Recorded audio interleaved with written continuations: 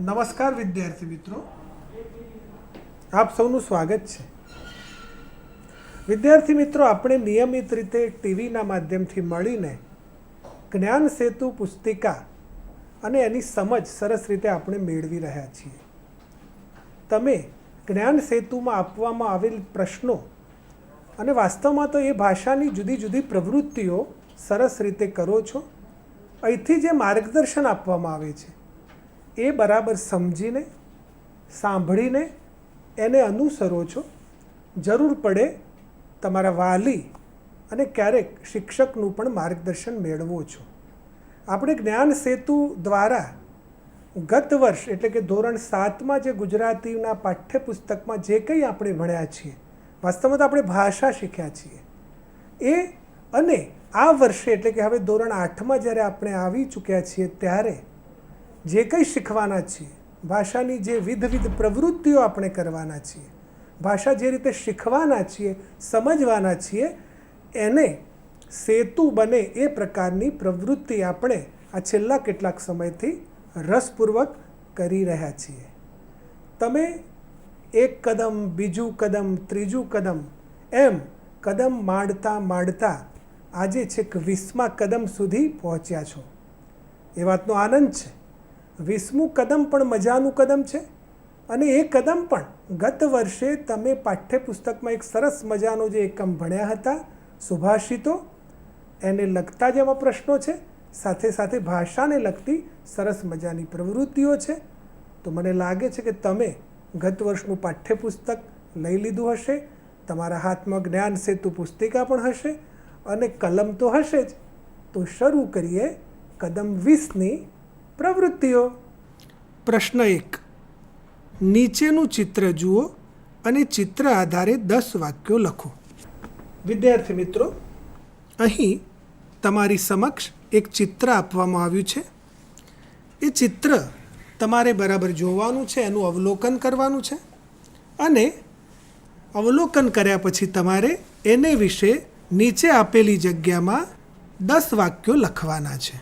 વિદ્યાર્થી મિત્રો, આ પ્રશ્નથી તમે પરિચિત છો. અગાઉ પણ આ પ્રકારની પ્રવૃત્તિઓ આપણે કરી છે.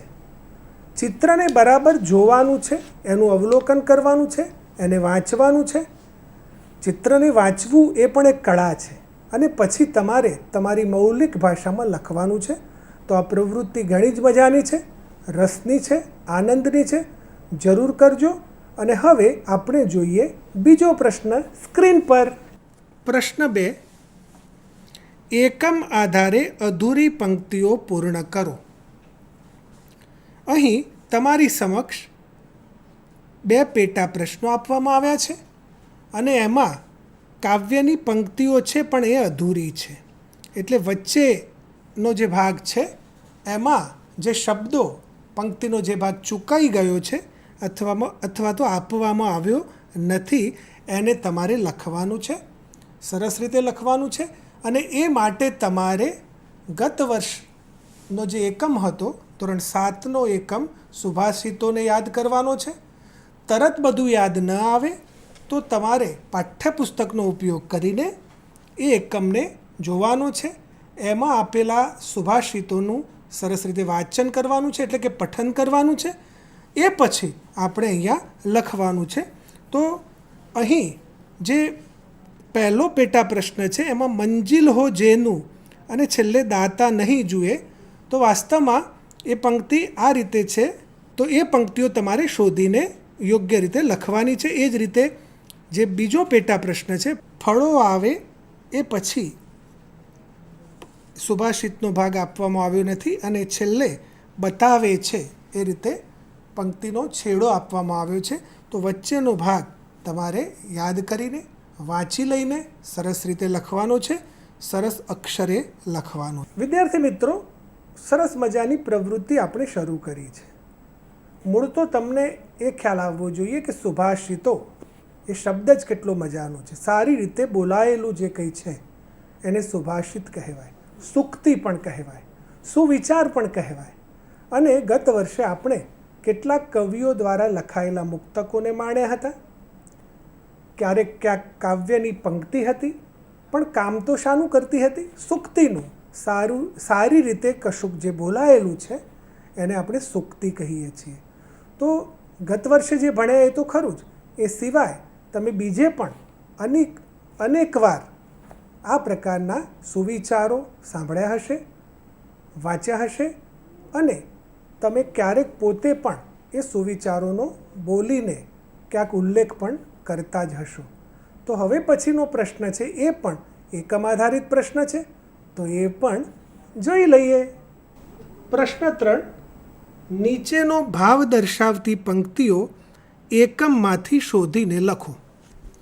વિદ્યાર્થી મિત્રો, અહીં તમારી સમક્ષ કેટલાક વાક્યો આપવામાં આવ્યા છે. 1, 2, 3 અને 4 વાક્યો અહીં આપવામાં આવ્યા છે. આ વાક્યો ગદ્ય સ્વરૂપે છે, એટલે કે વિધાનની રીતે છે, વિધાન વાક્યો છે એમ પણ આપણે કહી શકીએ છીએ. જેમ કે અહીં પહેલું વાક્ય આપણે વાંચીએ, મહેનતુ માણસ કદી ભાગ્યના ભરોસે બેસી રહેતો નથી. બીજું વાક્ય છે, દાન આપવાવાળો લેનાર કોણ છે એ જોતો નથી. ત્રીજું વાક્ય આ રીતે છે કે પોતાની જાતને ઘસી બધે સુવાસ ફેલાવે છે. અને ચોથું વાક્ય છે, ઈર્ષારૂપી આગ કદીય ઠારી શકાતી નથી. તો આ બધા જ જે વાક્યો છે એ વાક્યો ગદ્યમાં છે, એટલે કે અભિધામાં સીધા કહેવાયા છે, સીધા લખાયા છે. પણ તમને જે પ્રશ્ન પૂછવામાં આવ્યો છે કેવો મજાનો છે કે નીચેનો ભાવ દર્શાવતી પંક્તિઓ એકમમાંથી શોધીને લખો. ભાવ તો આનો આ જ રહેવો જોઈએ જે વાક્યોનો ભાવ છે, પણ તમારે કવિતાના સ્વરૂપમાં, કાવ્ય સ્વરૂપમાં, પદ્યના સ્વરૂપમાં શોધીને પંક્તિ લખવાની છે અને એને માટે એકમ તમારે ખોલીને જોવો પડશે. તમને માત્ર એક વાક્ય માટે એક પંક્તિ શોધીને આપીશું, બાકીની પ્રવૃત્તિ તમે સરસ રીતે પોતાની જાતે કરજો. તો બીજા નંબરનું જે વાક્ય છે એ આ રીતે છે કે દાન આપવાવાળો લેનાર કોણ છે એ જોતો નથી. હવે આ જ ભાવવાળી કાવ્ય પંક્તિ આપણે લખીએ.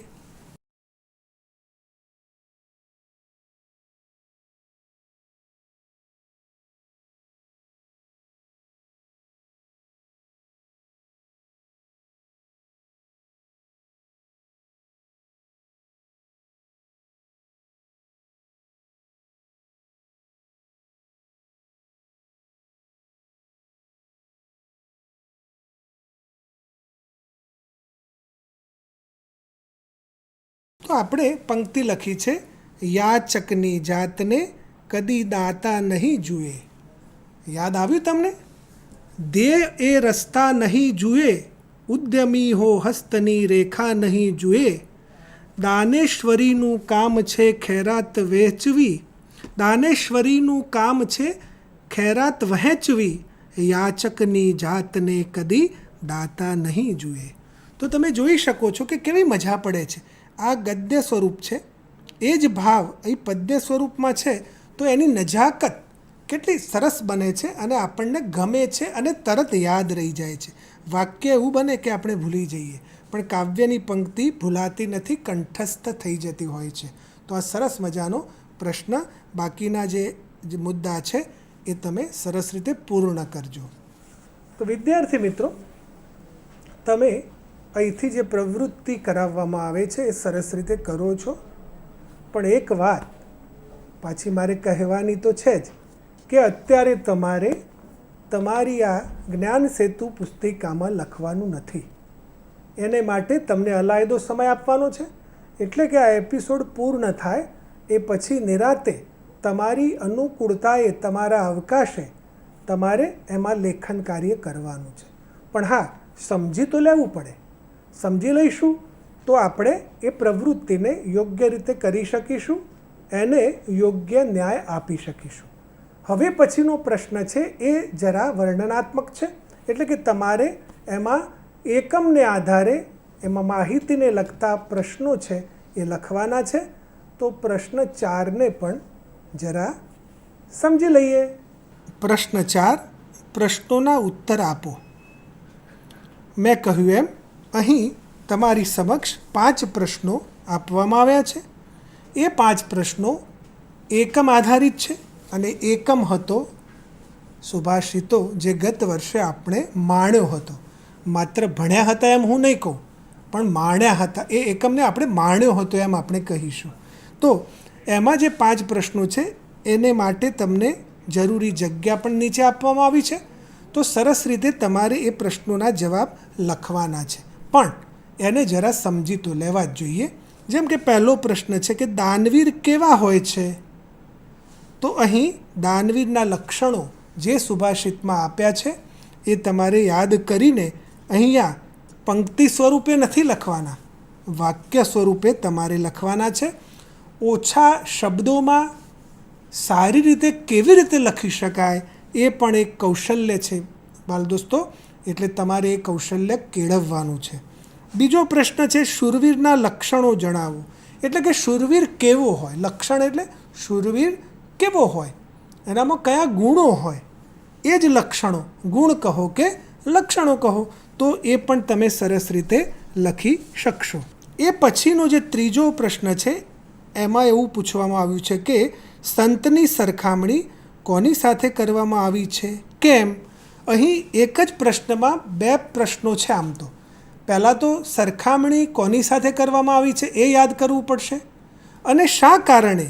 કારણ કે સરખામણી તો સમાન વચ્ચે થાય, એક સરખા ક્ષેત્રો હોય ત્યારે એમની વચ્ચે સરખામણી કરી શકાય. એટલે અહીંયા આપણે એ પણ જાણવાનું છે કે કોની સાથે સરખામણી સંતની કરવામાં આવી છે અને શા માટે. આ બંને જવાબો તમારે સરસ રીતે લાઘવપૂર્વક ઓછા શબ્દોમાં લખવાના છે. તો તમે જરૂર લખજો, સરસ રીતે તમે લખી શકશો.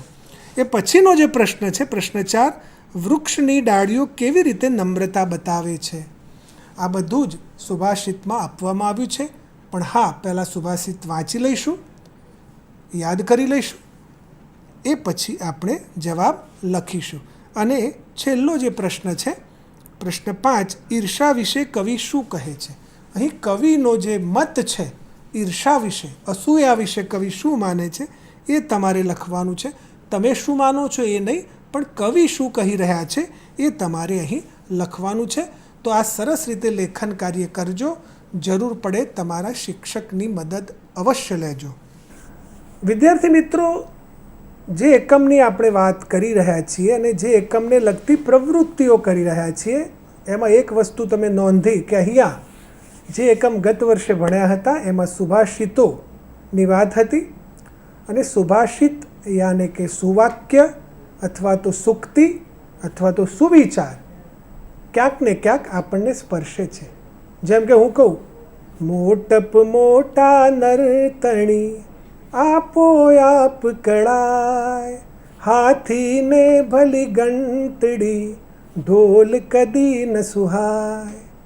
તો આ સુભાષિત જ છે. કેટલીક ચોપાઈઓમાં પણ વાસ્તવમાં સુભાષિત છુપાયેલું હોય, કોઈ સંદેશ હોય, સરસ રીતે વાક્ય એમાં કશુંક એવું કહેવામાં આવ્યું હોય, કશોક બોધ આપવામાં આવ્યો હોય, પણ એ બોધ કેવો હોય? બહુ સરળતાથી આપવામાં આવ્યો હોય. જેમ કે તમે ક્યાંક ને ક્યાંક તમારા વડીલોના મુખે પણ સાંભળ્યું હોય એવું બને, સોબત કરતા શ્વાનની 2 બાજુનું દુઃખ, ખીજું કરડે પિંડીએ રીજું ચાટે મુખ. તો આ શું છે? વાસ્તવમાં આ પણ સુભાષિત છે. કશુંક કહેવા માગે છે, કશુંક કથવા માગે છે અને આપણને સારી રીતે જીવવા માટે પ્રેરિત કરે છે. તો હવે પછીનો જે પ્રશ્ન છે ને બાળ દોસ્તો, એ જ પ્રકારનો બહુ જ સરસ મજાનો પ્રશ્ન છે. તો એ પ્રશ્નને પણ આપણે સ્ક્રીન પર જોઈ લઈએ. પ્રશ્ન 5, તમને ગમતી કોઈ પણ 5 સૂક્તિઓ લખો.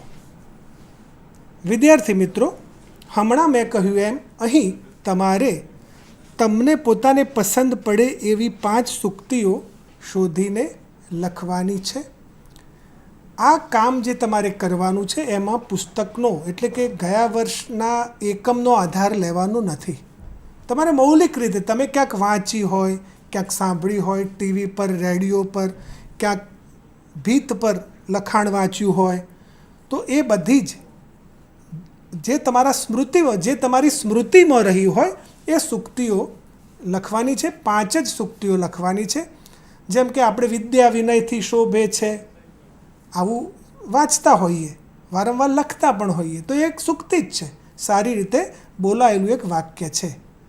હંમેશા સત્ય બોલો, એ પણ એક સૂક્તિ જ છે. અહિંસા પરમ ધર્મ છે, એ સૂક્તિ છે.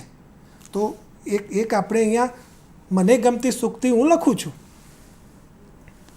બાળ દોસ્તો, આ મને ગમતી સૂક્તિ છે અને મહાભારતની સૂક્તિ છે કે મનુષ્યથી શ્રેષ્ઠ બીજું કંઈ જ નથી. મનુષ્ય એવું પ્રાણી છે કે શ્રેષ્ઠ છે. તમને એમ થાય કે આમાં તો અહંકાર છે, પણ ના, મનુષ્ય એક એવું પ્રાણી છે કે જે પોતાની બુદ્ધિ થકી, પોતાના વિવેક થકી અન્ય પ્રાણીઓને સંભાળી પણ શકે છે, એમને માટે કશું કરી શકે છે, આ પૃથ્વીને સુંદર બનાવી શકે છે. પણ એ સાચા અર્થમાં મનુષ્ય હોય ત્યારે જ. તો આ સૂક્તિનો મર્મ એ છે, મનુષ્યનું અહીં મિથ્યાભિમાન નથી, પણ મનુષ્યનું શ્રેષ્ઠત્વ એ છે કે એ પોતાના સારા કર્મો કરીને આ પૃથ્વીને જીવવા લાયક બનાવે છે, જીવવા લાયક રહેવા દે છે. તો આ પ્રકારે અન્ય સૂક્તિઓ તમે જરૂર લખજો. આ સૂક્તિ તમારે લખવાની જરૂર નથી, કારણ કે આ તો મને ગમતી સૂક્તિ હતી. તો જોઈએ પછીનો પ્રશ્ન. વિદ્યાર્થી મિત્રો, જે પછીનો પ્રશ્ન છે એ અગાઉના પ્રશ્ન સાથે જોડાયેલો છે. પ્રશ્ન 6, ઉપરમાંથી ગમે તે એક સૂક્તિ સમજાવો. તો વિદ્યાર્થી મિત્રો, ઉપરમાંથી એટલે ઉપર જે તમે 5 સૂક્તિ લખવાના છો ને, એને તમારે સમજાવવાની છે. એટલે સૂક્તિ તો તમે લખી, પણ એનું વર્ણન તમારે કરવાનું છે. અને એ 5 વાક્યમાં તમે કરશો તો જ સમજાવી શકશો ને. એટલે સૂક્તિમાં તો ઓછા શબ્દોમાં ઘણું બધું કહ્યું હોય, તમારે પછી એનું વર્ણન લખવાનું છે. આ લખવાની કળા છે. વિચારવાનું છે, પછી લખવાનું છે.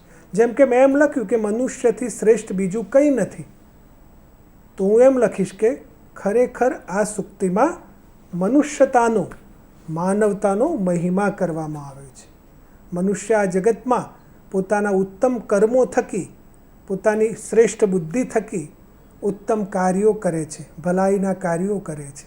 આ પ્રકારે મારે લખવાનું હોય તો હું લખું, પણ આ તો તમારે લખવાનું છે. અને તમારી 5 ગમતી સૂક્તિમાંથી કોઈ પણ એક શ્રેષ્ઠ પંક્તિ તમને, સૂક્તિ જે લાગે, કોઈ પણ એક શ્રેષ્ઠ સૂક્તિ જે તમને લાગે એને વિશે લખવાનું છે. પણ હા, હાલ નહીં, થોડી વાર પછી આપણે સમજી લઈએ એ પછી લખવાનું છે. તો હવે પછીનો પ્રશ્ન પણ આપણે જોઈ લઈએ સ્ક્રીન પર. પ્રશ્ન 7, ઉદાહરણ મુજબ ક્રિયા વિશેષણ ધરાવતા 5 વાક્યો લખો. ઉદાહરણ પણ આપણે વાંચી લઈએ. ઝયાન ઉતાવળો ચાલે છે. વિદ્યાર્થી મિત્રો, આ થોડુંક ભાષા સજ્જતાને લગતું કામ કરવાનું આવ્યું છે. અને આ તો બહુ જ મજાનું કામ છે, તમને ગમે એવું છે. જેમ કે અહીં જે વાત કરી છે ક્રિયા વિશેષણની. હવે ક્રિયા વિશેષણ એટલે શું એ યાદ આવ્યું તમને? અહીં વિશેષણની વાત નથી, ક્રિયા વિશેષણની વાત છે. ક્રિયાના અર્થમાં વધારો કરે એને આપણે ક્રિયા વિશેષણ કહી શકીએ. જેમ કે સ્ક્રીન પર આપણે ફરીથી ઝયાનવાળું ઉદાહરણ જોઈએ. તમે જોઈ શકો છો, ઝયાન ઉતાવળો ચાલે છે. એમાં ક્રિયાપદ કયું છે એને આપણે જોઈએ. ચાલે છે, ચાલે છે. જયાન ચાલે છે, પણ જયાન કેવી રીતે ચાલે છે? ઉતાવળો અથવા ઉતાવળે અથવા ઉતાવળથી એમ પણ તમે કહી શકો. તો અહીં ચાલે છે એ ક્રિયા માટે વિશેષણ કયું છે? ઉતાવળો. પણ એ શાનું વિશેષણ છે? ક્રિયાનું. માટે એને આપણે શું કહીશું? ક્રિયા વિશેષણ. સમજાઈ ગયું? તમને તો તરત સમજાઈ ગયું. તો એક વાક્ય આપણે લખીએ. તે મોટેથી બોલ્યો. તે બોલ્યો એ ક્રિયા છે. આપણે એમ બોલીએ કે તે બોલ્યો, પણ કેવી રીતે બોલ્યો? તો મોટેથી. તો એ રીતે અહીં મોટેથી શબ્દ એ ક્રિયા વિશેષણ બને છે. બોલ્યો શબ્દનું ક્રિયા વિશેષણ કયું બન્યું? મોટેથી. તો તમે પણ આ ક્રિયા એટલે કે આ કાર્ય સરસ રીતે કરજો, જરા પણ ઉતાવળ ન કરતા. ક્યાંક તમને ગૂંચવણ લાગે, ન સમજાય તો શિક્ષકની મદદ લેજો અને આ પ્રવૃત્તિ રસપૂર્વક કરજો. તો વિદ્યાર્થી મિત્રો, આપણે જે કદમ 20ની પ્રવૃત્તિઓ કરી રહ્યા છીએ એમાં ખાસ કરીને એકમ આધારિત પ્રશ્નો છે, ક્યાંક ક્યાંક ભાષા સજ્જતાને લગતા પ્રશ્નો છે. પણ મેં અગાઉ પણ કહ્યું અને અત્યારે ફરીવાર પણ કહું કે તમારે અત્યારે જ્યારે અમે આ પ્રવૃત્તિની સમજ આપતા હોઈએ ત્યારે માત્ર ધ્યાન આપવાનું છે, એકાગ્ર થઈને બેસવાનું છે, કાનને આંખ ખુલ્લા રાખવાના છે, બરાબર સમજી લેવાનું છે, પામી લેવાનું છે, જાણી લેવાનું છે અને પછી નિરાતે સ્વસ્થ ચિત્તે બેસીને આ પ્રવૃત્તિઓ કરવાની છે, લખવાનું છે. લખ્યા પછી વડીલને એટલે કે તમારા વાલીશ્રીને અથવા તો શિક્ષકને બતાવવાનું છે. એ બતાવ્યા પછી વાત પૂરી નથી થઈ જતી બાળ દોસ્તો. ક્યાંક એ સૂચન પણ કરશે, ક્યાંક તમે નાની મોટી ભૂલ પણ કરી હોય, બની શકે, ભૂલ તો થાય, ભૂલ તો મારાથી પણ થાય, પણ આપણે એને સુધારી લેવાની છે.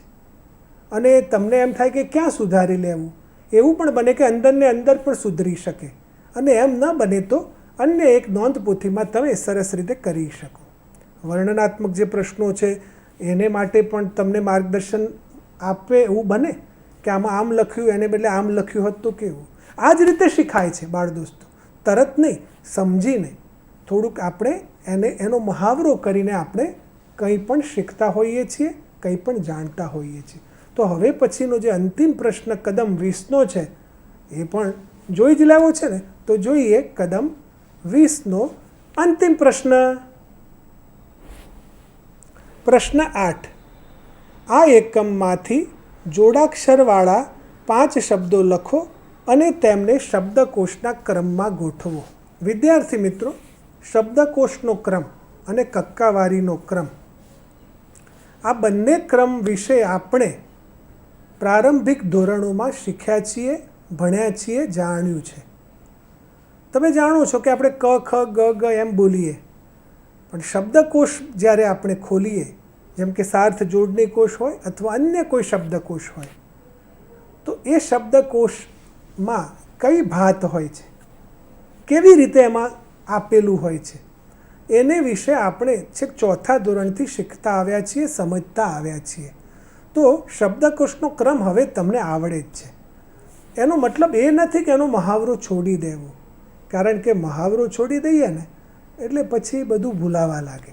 અને એટલા માટે જ આ પ્રશ્ન અહીં આપવામાં આવ્યો છે. તો એ પ્રશ્નમાં એવું કહ્યું છે કે શબ્દકોશના ક્રમ મુજબ ગોઠવવાના છે શબ્દોને. પણ કયા શબ્દોને?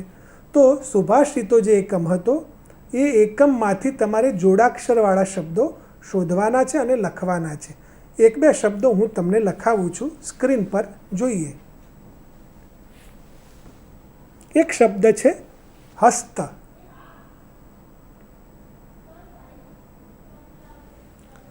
બીજો શબ્દ છે ધ્યેય,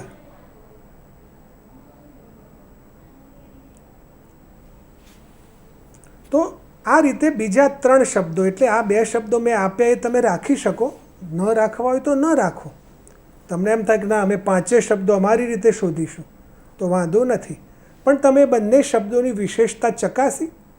જોડાક્ષર તો છે ને, અહીંયા હસ્ત શબ્દમાં ક્યાં જોડાક્ષર છે આપણે જોઈએ, સ અને ત જોડાયા છે, એટલે તને સ જોડવામાં આવ્યું છે, હસ્તા આપણે બોલીએ ત્યારે. અને એ જ રીતે ધ્યેયમાં શરૂઆતમાં જ જોડાક્ષર છે, ધ અડધો છે અને ય સાથે જોડાયું છે, ધ્યેય. તો આવા બીજા શબ્દો આ એકમમાંથી શોધીને આપણે લખવાના છે. અને પછી એટલે પૂરું નથી થઈ જતું, પછી પાછા એને શબ્દકોશના ક્રમ મુજબ ઉપર નીચે આગળ પાછળ ઘણું બધું થશે, પણ એ તમારે કરવાનું છે. તો એ પ્રવૃત્તિ કરવાની તમને મજા પડશે. તો વિદ્યાર્થી મિત્રો, કદમ 20ની જે પ્રવૃત્તિઓ છે એનો મૂળભૂત આશય તમે સમજ્યા હશો.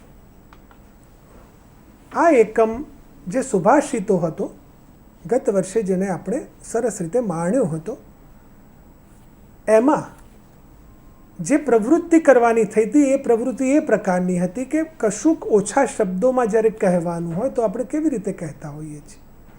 ઓછા શબ્દોમાં કહેવાનું, અસરકારક રીતે કહેવાનું અને રસ પડે એ રીતે કહેવાનું. એ બધી જ કળા સુભાષિતમાં છે, સૂક્તિઓમાં છે. તમે ક્યાંક ને ક્યાંક અર્થ વિસ્તાર પણ કરો છો. એક જ પંક્તિ હોય બરાબર?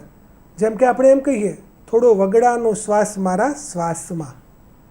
તો આ એક પંક્તિ છે કવિતાની, પણ એ સૂક્તિ પણ બની જાય ને. તો એને આધારે તમે ઘણું બધું ચિંતન કરી શકો, એમાંથી પ્રેરણા મેળવી શકો અને બીજાને પણ પ્રેરિત કરી શકો. એટલે આ એકમ જે હતો સુભાષિતો, એમાં જુદા જુદા સર્જકો દ્વારા વાત કઈ થઈ હતી? કંઈક ને કંઈક બોધ આપવાની વાત હતી. પણ એ બોધ એમણે સીધા શબ્દોમાં આપ્યું નથી. એમણે કવિતાનો માધ્યમ તરીકે ઉપયોગ કરીને તમને રસ પડે એવા ઉદાહરણો, વ્યવહારિક ઉદાહરણો દ્વારા તમને એમણે સંદેશ આપવાનો પ્રયત્ન કર્યો. અને આપણને તો એ ગાવું પણ ગમે, સાંભળવું પણ ગમે અને ગણગણવું પણ ગમે. એ પ્રકારની સૂક્તિઓ આ હતી. પણ એ સૂક્તિઓને લગતા જે કોઈ પ્રશ્નો આપણે જોયા, 8 પ્રશ્નો આપણે જોયા, તો એ બધા જ તમારે સરસ રીતે લખવાના છે. તમને એવી વિનંતી છે કે બધી જ સૂક્તિઓ, બધા જ સુભાષિત એકવાર સરસ રીતે પઠન કરી લો. એકવાર એનું ગાન કરી શકો તો ગાન કરો. પછી આ પ્રશ્નોના જવાબ જ્યારે તમે લખશો ત્યારે સજ્જડ રીતે, સરસ રીતે અને તમે કહેવાય કે અસરકારક રીતે લેખન કરી શકશો. અને તો તમારા શિક્ષક શ્રી પણ પ્રસન્ન થઈ જશે, ખુશ થઈ જશે કે ના, ગયા વર્ષે ભલે આ વિદ્યાર્થી ભણ્યો હતો આ એકમ, પણ એને હજુ બધું તાજું છે, એને હજુ પણ એટલું જ આવડે છે. તો બાળ દોસ્તો, આજના એપિસોડમાં આપણે કદમ 20 જોયું છે.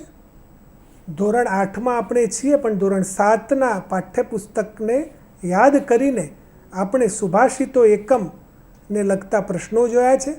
એક પછી એક પ્રશ્નને સમજવાનો આપણે વિનમ્રતાપૂર્વક પ્રયત્ન કર્યો છે. તમને એ ગમ્યું હશે. તમે આ બધી જ પ્રવૃત્તિ સરસ રીતે કરશો અને સાચા અર્થમાં જે 20 કદમ આપણે ભર્યા છે એનો લાભ આપણને હવે જ્યારે પાઠ્યપુસ્તક ધોરણ 8ના ગુજરાતીના પાઠ્યપુસ્તકને આપણે ભણવાના છીએ ત્યારે એનો ખૂબ જ લાભ થવાનો છે. તો એને માટે આપણે તૈયાર જ છીએ. તો બાળ દોસ્તો, ફરીથી મળીશું આવતા એપિસોડમાં. આવજો.